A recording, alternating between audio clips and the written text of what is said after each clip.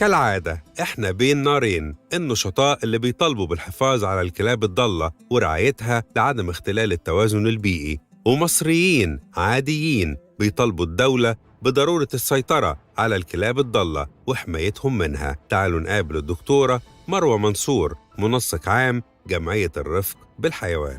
إحنا يوتيوبر مشهورين ومعروفين ومن أساسيات هذه الجمعية.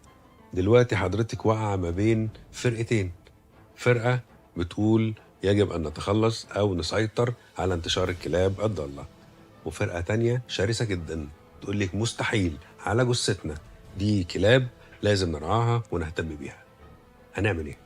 هو طبعا بالنسبه لنا احنا كبيطريين موضوع مصلحة الدولة في المقام الأول بالظبط كده. يعني خلينا نقول ان احنا محترمين جدا الرأي ده ومحترمين الرأي ده، لكن احنا في النهاية لازم يكون لنا دور، لان حاليا احنا بنعاني من زيادة مهولة في الأعداد اللي موجودة في الشارع أكتر من النسب الطبيعية المسموح بيها للتوازن البيئي. يعني في خلل كبير في التوازن البيئي. طبعا فده يخلينا ندور دايما على الطرق العلمية اللي نقدر نوصل بيها للأعداد يعني للنسبة الطبيعية. أنا كمواطن من خبراتك عايز أعرف، أنا كمواطن فوجئت بمجموعة من الكلاب، أتعامل معها إزاي؟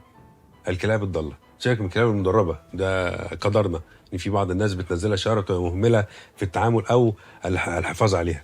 أنا بتكلم على الكلاب الضالة النهاردة، أنا لقيت كلاب ضالة في وشي، أعمل إيه؟ طيب هي في طريقة مضمونة دايما كنا بنقولها، نقرأ قرآن وتتشاهد وكده غير دي.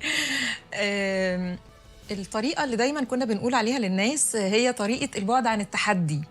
بمعنى ان انا لو جيت لانسان واقف قدامي مثلا وفضلت مركزة في عينيه فترة من غير اي سبب كده، هو نفسه هيبدأ يتحول من شخص واقف في حاله لحد هجومي جدا وعدواني. هو في حاجة حضرتك. فده اللي بيحصل بالظبط مع الكلاب الضالة. في ناس بتبقى من خوفها بتفضل مركزة مع الكلب ده قوي، هم خايفين انه يهجم عليهم فبيبدأوا يركزوا في عينيه قوي.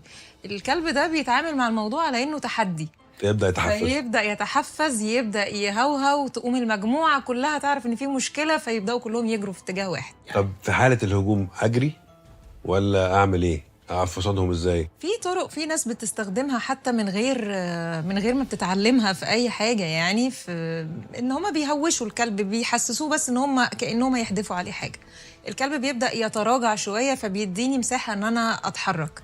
طبعا لو في مية جنبي أو حواليا أو كده، دي حاجة بنقدر نخوف بيها مجموعة الكلاب دي بطريقة سهلة جدا. هم يعني لما بيتفاجئوا بالمية اللي بتتوجه ناحيتهم بيبدأوا برضو يتراجعوا وبيتفرقوا. مجرد ما تفرقوا هم خلاص كده، أنا بالنسبة لي أنا في أمان يعني. طبعا